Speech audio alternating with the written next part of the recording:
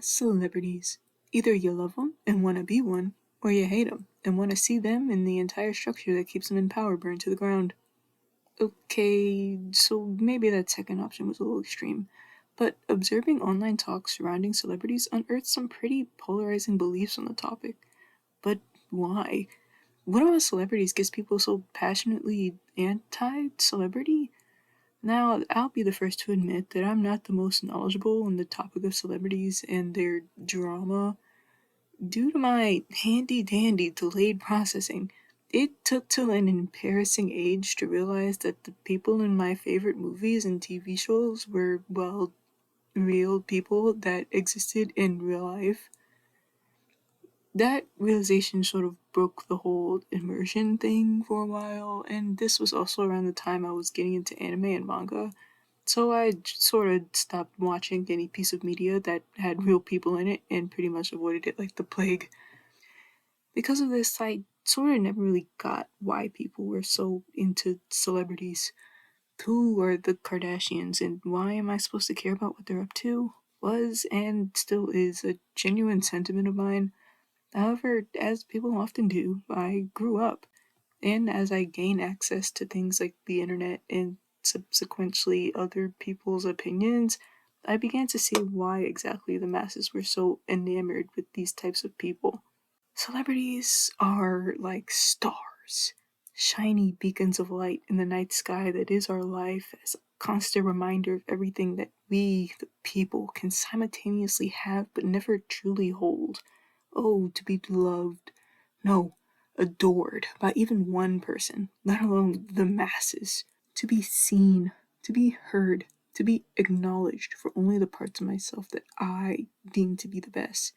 To be loved, to be loved, to be. Wait a minute.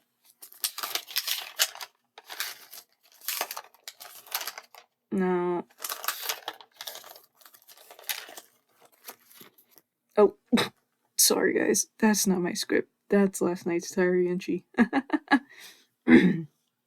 Anyways, the real problem with celebrity culture as we know it is the fact that in modern society, celebrities aren't seen as real people. They're products bought and sold by the highest bidder for the public's entertainment. Random disclaimer. Okay, before we get fully into it, I want to say that while I don't have much experience with celebrity media, the experience that I do have comes from a primarily Western media lens.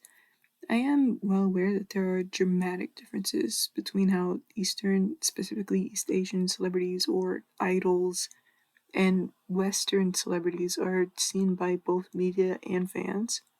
I will admit here that I don't know much about specifically idol culture. My only experience is really the pop culture osmosis of watching other Western or English speaking fans talk about K-pop or J-pop, and some media articles, once again, written from a Western lens. So I want to apologize in advance if any of the what are essentially assumptions that I'm using to draw my conclusions are wildly inaccurate, because without really needing to be said, I don't know any idols or celebrities personally. I can only really draw conclusions using observations made from an outsider perspective and an attempt at putting myself in their shoes.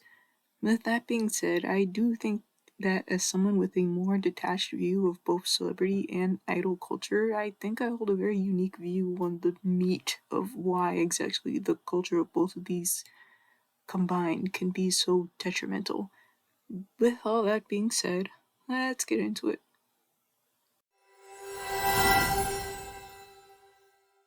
Let's roleplay a moment here. You're an artist, a music artist for simplicity's sake. For years, you've woken up every day and worked on everything from your lyrics to your skills in a particular instrument, dreaming of the day you'll be able to leave this shitty ass job behind and step into the life you've always dreamed of. One day, proving to not just yourself, but the people around you that you have what it takes to make it big. Then, it happens. Well, kinda. The clip of a song he posted on TikTok goes viral. Like, mega viral. Next thing you know, your inbox is filled with people singing your praises and actually buying your merch. People are showing up to shows, and while the crowd isn't huge per se, it's more than you could have dreamed up so quickly. Damn, there's so much to do. You'd better stock up on some supplies before your next show. Let's see. We need, Hey, oh my god, is that... I love your music. Oh, would you look at that? It's a fan. How fun.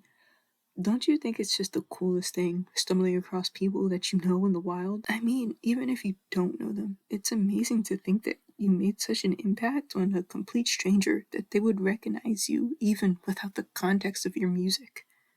Let's pause here. Over the past few years or so, there has been one phrase that has risen in popularity that has always stuck out to me. That being parasocial relationships. What exactly is a parasocial relationship? Well, the Cambridge Advanced Learners Dictionary and Thesaurus defines parasocial relationship as a relationship in which someone feels a connection between themselves and a famous person they do not know, a character in a book, film, TV series, etc., or an artificial intelligence. If you asked anyone on TikTok or even YouTube their opinion on parasocial relationships, you'd probably hear all about how parasocial relationships are terrible and no one should ever form a parasocial relationship because it warps your view of reality or whatever. But there seems to be a bit of nuance missing here because parasocial relationships can be traced back to way before either one of these platforms came into existence. Back to the year 1956 when the term was first used by researchers Donald Horton and R. Richard Wohl in their paper Mass Communication and Parasocial Interaction: Observations on Intimacy at a Distance. In this paper, they define and explain what they mean when they say parasocial relationship and shine some light onto why they believe this type of relationship would differ from that of a performer in a different context, stating, "What we have said so far forcibly recalls the theater as an ambiguous meeting ground on which people play out the roles of fictional characters. For a brief interval, the fictional takes precedence over the actual, as the actor becomes identified with the fictional role in the magic of the theater. This glamorous confusion of identities is temporary. The worlds of fact and fiction meet only for the moment, and the actor, when he takes his bows at the end of the performance, crosses back over the threshold into the matter-of-fact world. In television, however, and in what follows we shall speak primarily of television, are hospitable to both of these worlds in continuous interplay. In a situation where an audience is watching a performer in a play, even if that character addresses the audience and encourages them to engage with the fictional scenario, the finality of the performer breaking character at the end of the performance gives a subtle message to the audience that any perceived relationships are purely fictional. However, in the situation of a radio or TV personality, because there's no finality of the performer breaking from their friendly persona, more room is left for a perceived ongoing relationship. While this can be viewed as a negative thing, they point out that forming these one-sided relationships can be important for some people. Horton and Wohl state in paragraph 4 on page 10, "The media presents opportunities for the playing of roles to which the spectator has or feels he has a legitimate claim, but for which he finds no opportunity in his social environment. This function of the parasocial then can properly be called compensatory, as inasmuch as it provides the socially and psychologically isolated with a chance to enjoy the elixir of sociability. In cases where people are unable to form safe relationships with the people around them, turning to TV personalities or fictional characters can help that person feel less lonely. There's no shame in finding comfort in your favorite celebrities, fictional characters, or even YouTubers that you relate to.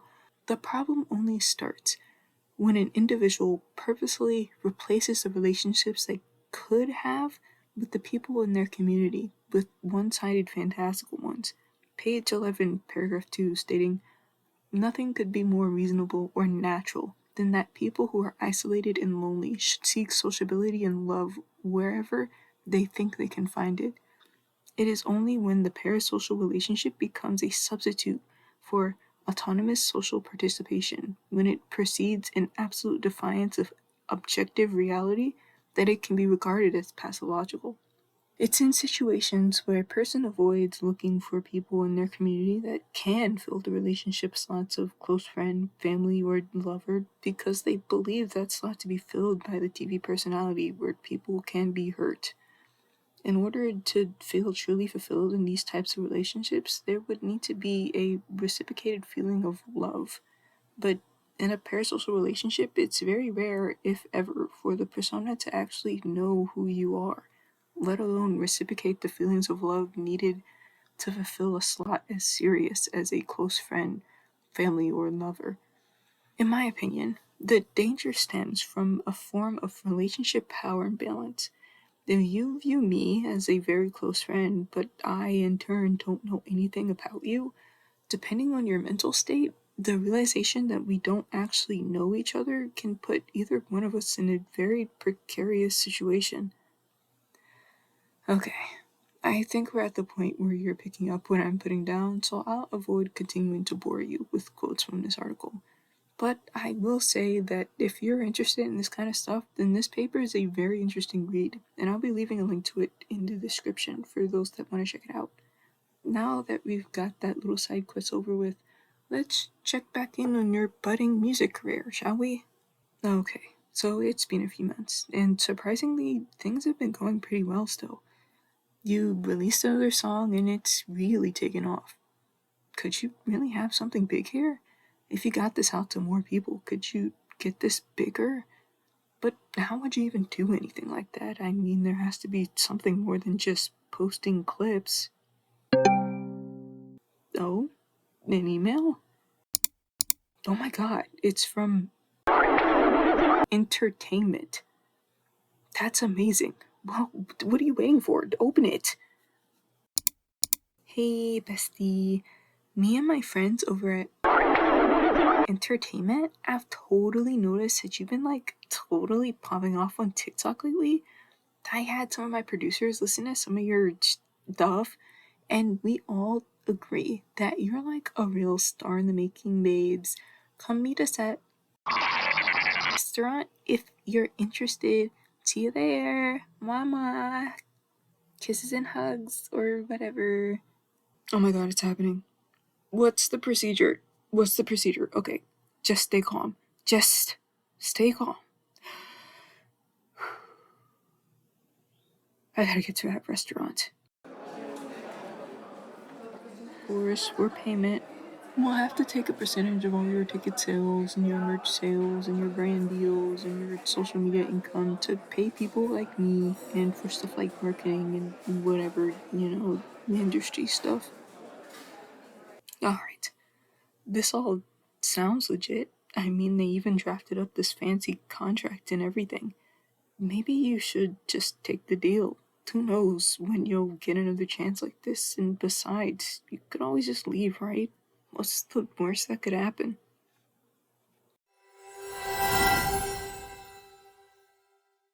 Alrighty, so it's been a while. I'd say maybe 1 or 2 years, and in that time things have gotten good. I mean, ever since signing with Entertainment, things have been going great. They set you up with some interviewers, managed to get some of your songs on some big radio stations, and the numbers are looking great. But, I mean, isn't that kind of the problem? When did all the people that resonated with your music turn into nothing but a number on a screen or a wallet for ticket sales? Not to mention, with the increased number of eyes or ears in this case on your music comes the expected number of people that just hate everything you put out. It's a given though, not everyone is gonna like everything you put out, let alone everyone liking you as a person. But you still can't help but feel like some of the so-called criticism is kinda unfounded. I mean, who are they to say, yeah, music quality has really dropped off since they went mainstream? It's kinda sad. They're not the ones sitting in meetings with people with no music taste, getting told their lyrics just aren't marketable enough. What's even the point of making art if you have to censor it so much? Not that they're entirely wrong, though. Gotta watch what you say in interviews, lest, oh my god, I can't believe Shaw said in his interview that they spent all of their free time dumping toxic waste into the ocean. They're so cancelled. That was a joke, actually. Let me know when you find that stick up your. Whatever. I'll just stay off of social media until things calm down, I guess. Alright, I feel like now's the right time to clarify that I'm not trying to make anyone feel bad for celebrities. By the time you finish this video, you'll probably understand why I'm doing this, but I can't say that it really just started off as a way for me to dust off my creative writing skills. I mean, as of writing this, I still post videos that average out to around 0 views, so there's not really any guarantee that anyone will actually watch this.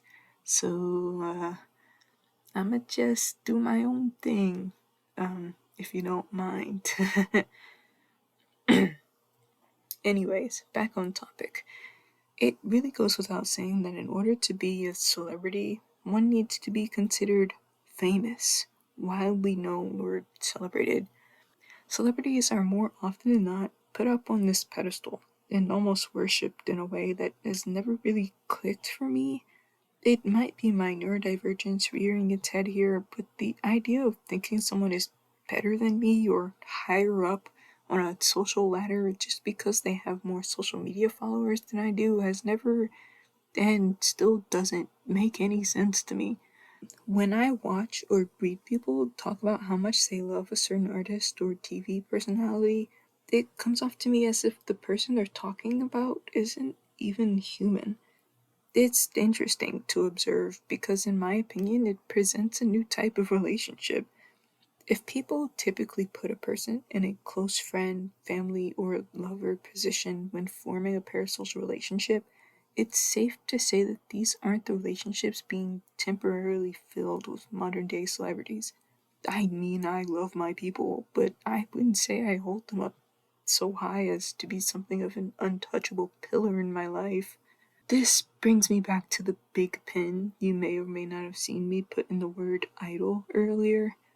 In pop culture today, the word idol is mostly used to refer to your favorite artist. Search up the word on Google and you'll be met with a plethora of articles and information on musicians and K-pop idols. But its dictionary definition, as defined by Merriam-Webster, an object of extreme devotion, a representation or symbol of an object of worship, a likeness of something, a false conception, a form or appearance visible but without substance, sort of rings more true for me when trying to make sense of this type of behavior. While I do see this type of behavior in fan spaces dedicated to Western artists, I do see it more overtly in fan spaces dedicated specifically to K-pop idols. Now, I do want to say that I don't think this is an issue started by the fans, but more a byproduct of the K-pop industry and the culture K-pop is directed towards. From what I can gather, K-pop idols are not allowed to date or really have strong opinions on, like, anything. There are very high expectations that you always have to look a certain way, weigh a certain amount, speak a certain way, and most importantly, act a certain way. In my opinion, these expectations or guidelines are there because the easiest way to get other people to think you're all that and a bag of potato chips is to look the part. Idols put in a lot of hard work and effort to make sure what they're doing appears effortless from the outside. This is because idols exist to offer an escape from reality for their fans. As long as the fan can see their favorite idol being perfect on stage or on live, they too, if even for a moment, can believe that one day they will be perfect as well. It's not hard to believe that in a way a lot of people live not only for their idols but because of their idols. That idol offers a moment of escape from any and all problems where the fan can fantasize about one day being on their level. People need something to strive for, and the idol is there to take that shiny place at the top of the metaphorical mountain. But to become an idol is to become an idol, something to be worshipped as the perfect version of whatever label you give yourself. To be an idol means to become the perfect vocalist or lyricist or dancer and stay that way forever. To become the best of the best and spend every day fighting to keep your spot at the table. But this leaves the idol themselves in a very precarious situation. Should you show even the slightest piece of evidence that you aren't perfect, the public could deem you unworthy of that idol status. To remain in that idol position essentially encourages both the public and the idol themselves, but to put them in a position above that of human. But to put someone in the category of above human is still dehumanizing them. Humans can't go 100% all the time. Humans make mistakes. Humans deserve to live out fulfilled lives with family and lovers. Humans deserve privacy and the ability to be out in public without being asked invasive questions about their personal lives. Putting people in positions where they are seen as non-human makes justifying doing things that would seem inhuman to other humans easier. Don't want to be chased and grabbed by complete strangers? Just don't ever become famous. Don't want to be sent death threats for daring to exist outside of the parameters of a special little box everyone other than yourself is so eager to put you in? Just don't be famous. It's widely accepted by pretty much everyone that these things are just the price of fame. But if being famous is the only point where people perceive you as perfect or idol worthy, why is it also seen as acceptable to treat people that have become perfect so poorly?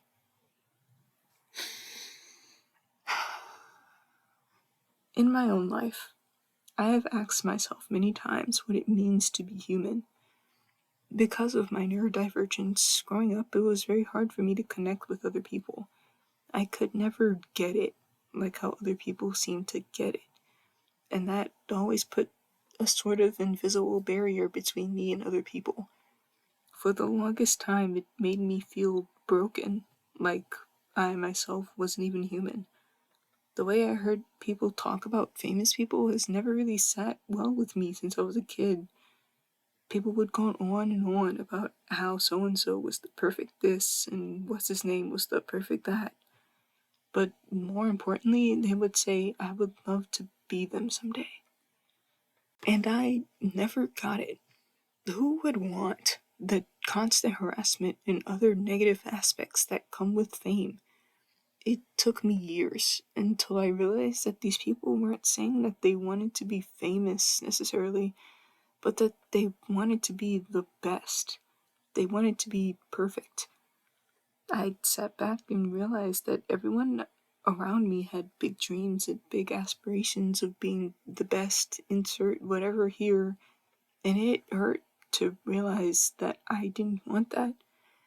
I don't want to be the best of anything in particular, I just want to be. For a while, I thought that all of the healing I've done was completely for nothing if I couldn't figure out the one thing I wanted to work towards and stick with it for so long that I eventually became the best, that I became perfect. But for a moment, I had forgotten one of the most painful lessons that I've ever learned in my life. That no one can ever, nor will ever, be perfect.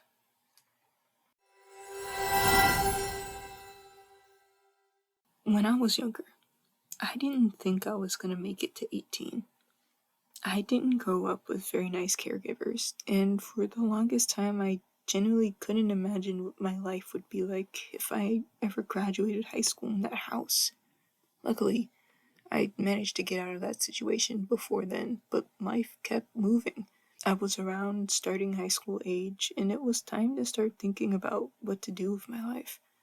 All of my peers and even my siblings had a plan for what to do with their lives, but I couldn't come up with anything other than the abstract idea of artist. How was I gonna get there? I don't know. What was I gonna specialize in? I don't know. But time marched on, and I graduated. I tried community college for a semester, but it wasn't really working for me, so I went to day jobs. And while I can't say that's necessarily for me either, but time moves on, and bills are due when they're due, and you gotta eat. From around age 17 to 23, I was stuck in a really deep depression.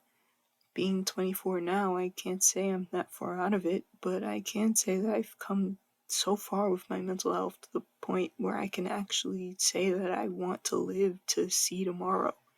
But this brings me right back to where I was when I was 17, sitting in the guidance counselor's office. What do I actually want to do with my life? And I found the answer to be nothing, yet everything at the same time. I will admit, I may have deceived you. In the beginning of this video, I told you that the thing that was most wrong with celebrity culture had to do with the dehumanization and idolization of random people that would never be able to reach your expectations of the perfect human being. Hayley Williams and her band Paramore said in their song Idol Worship, spelled Idele, by the way, lovely play on words, "Be sure to put your faith in something more. I'm just a girl and you're not as alone as you feel. We all got problems, don't we? We all need heroes, don't we? But rest assured, there's not a single person here who's worthy." So yeah, can't claim to be the first person to point that out. But wait, before you leave, I still have something I would like you to hear.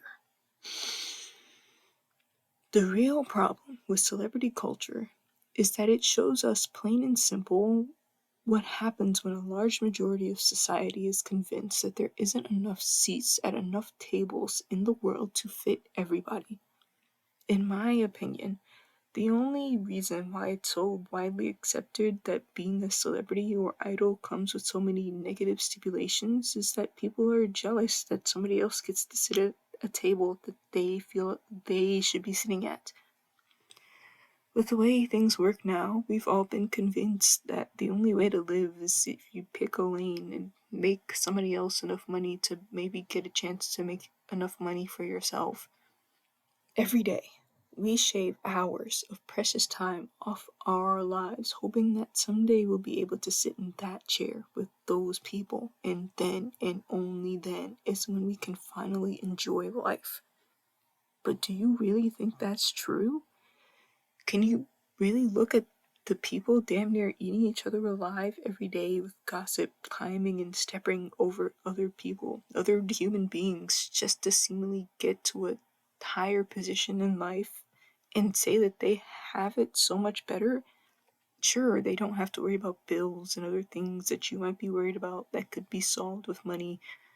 But can you say with certainty that you would trade a large sum of money for, oh, I don't know, the ability to go outside without being worried about getting swarmed by a large crowd, being able to go out to eat with your family without having to constantly keep up this persona of the perfect person because you never know who's taking pictures, being able to have a conversation with a random stranger on the street or online without having to worry about whether or not they're about to run to the nearest tabloid to sell your entire conversation. Oh, or maybe the ability to make a mistake without having to worry about losing your entire career.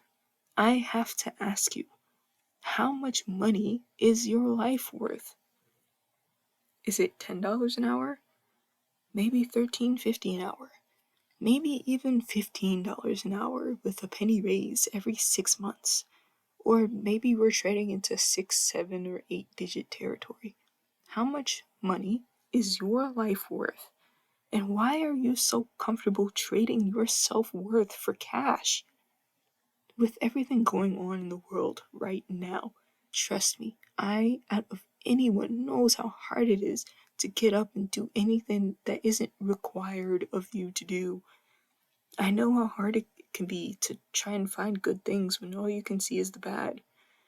But you know what?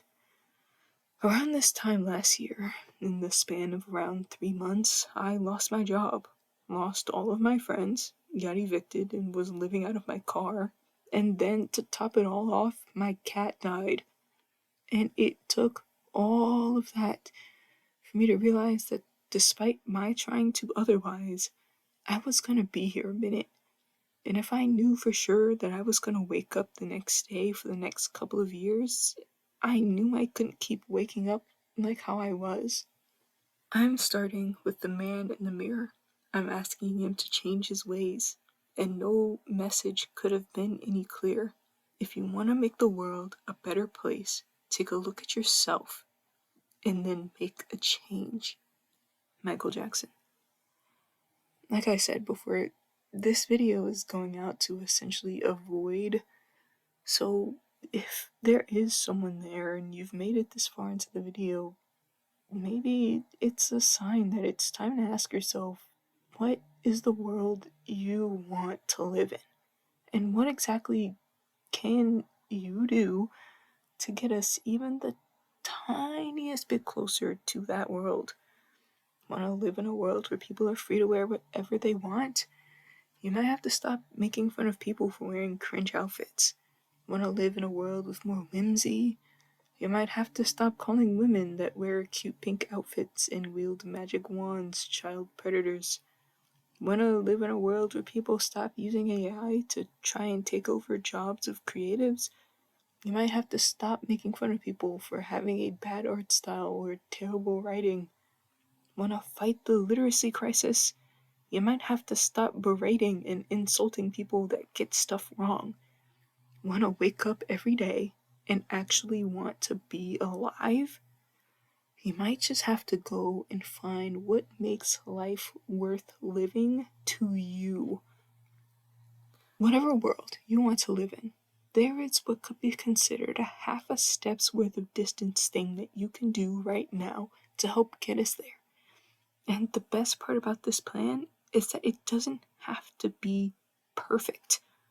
All you have to do is be open to the idea of it working, and then starting, and then not stopping. One day, you might wake up and have your head filled with voices telling you that what you're doing is useless and that it's not working. But you know what? Those are just the haters talking. And as someone that loves love and wants to see more love in the world, I would never, ever, ever let hate win.